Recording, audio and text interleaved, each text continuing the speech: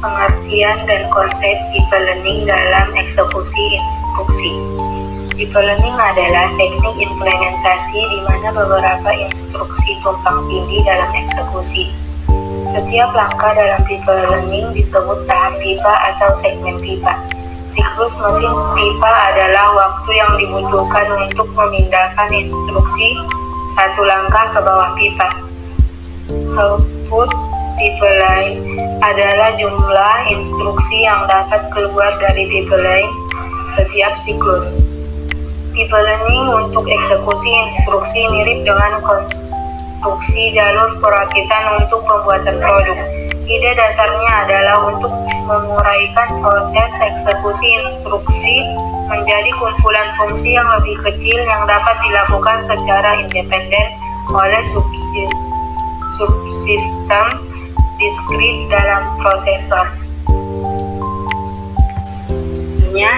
Penguraian ini menjadi dua bagian adalah yang pertama memory access atau branch completion atau MEM, hanya untuk memuat, menyimpan, dan instruksi cabang.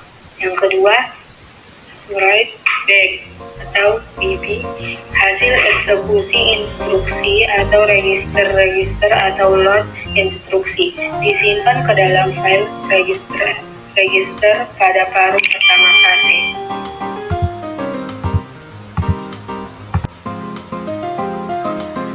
Nah, yang selanjutnya konsep arsitektur RISC menerapkan proses eksekusi pipeline. Meskipun jumlah perintah tunggal yang diperlukan untuk melakukan pekerjaan yang diberikan mungkin lebih besar, eksekusi secara pipeline memerlukan waktu yang lebih singkat daripada waktu untuk melakukan pekerjaan yang sama dengan menggunakan perintah yang lebih rumit. Tahapan pipeline: mengambil instruksi dan membufferkannya. Ketika tahapan kedua bebas, tahapan pertama mengirimkan instruksi yang dibufferkan tersebut. Pada saat tahapan kedua sedang mengeksekusi instruksi, tahapan pertama memanfaatkan siklus memori yang tidak dipakai untuk mengambil dan membufferkan instruksi berikutnya. 3 kesulitan yang sering dihadapi ketika menggunakan teknik pipeline: terjadinya penggunaan resor yang bersama, yang kedua ketergantungan terhadap data, yang ketiga pengaturan jump ke suatu lokasi memori. 4 instruksi sedang dalam progres berarti disebutkan pada hardware unit yang berbeda. Unit-unit ini harus mampu melakukan tugas mereka secara simultan dan tanpa menginterferensi satu sama lain. Informasi dikirimkan dari satu unit ke unit lain melalui buffer. Konsep data hajat.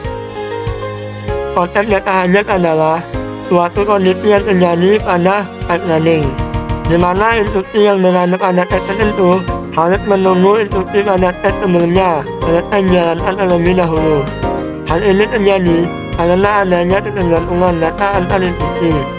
di mana instruksi yang melanjut pada tes tertentu membutuhkan data yang dihasilkan oleh instruksi pada tes sebelumnya. Contoh satu data hajat adalah ketika terdapat instruksi root yang membutuhkan data dari instruksi sebelumnya yang belum selesai dijalankan. Untuk mengatasi data hajat, dapat dilakukan beberapa teknik seperti forwarding dan paling. Teknik forwarding digunakan untuk mengirimkan data hasil instruksi pada tes tertentu langsung ke tes yang membutuhkan, sehingga instruksi pada tes tersebut tidak perlu menunggu instruksi pada tes sebelumnya selesai dijalankan. Sedangkan teknik paling dilakukan dengan menunda instruksi pada tes tertentu, sehingga instruksi pada tes sebelumnya dapat selesai dijalankan terlebih dahulu. Terdapat 3 jenis data hajat, yaitu read after write atau RAW, write after read atau WAR, dan write after write atau WAW. Ketiga jenis data hajat ini dapat menyebabkan kesalahan perhitungan pada pipelining jika tidak diatasi dengan baik. Keuntungan dan tantangan pipelining. Keuntungan 1. Pemrosesan lebih cepat. Salah satu keuntungan utama dari pipelining adalah dapat mempercepat waktu pemrosesan. Dengan memecah tugas menjadi subtugas yang lebih kecil dan memprosesnya secara paralel, pipeline dapat meningkatkan throughput sistem secara keseluruhan. Artinya, dapat menyelesaikan lebih banyak kerjaan dalam waktu lebih singkat. Tantangan 1. Anon pipeline, prosesor melaksanakan hanya satu instruksi pada satu waktu. Mencegah penundaan cabang ini berlaku setiap cabang yang tertunda, dan masalah dengan serial instruksi yang dijalankan secara bersamaan. Akibatnya, desain yang lebih sederhana dan murah untuk diproduksi.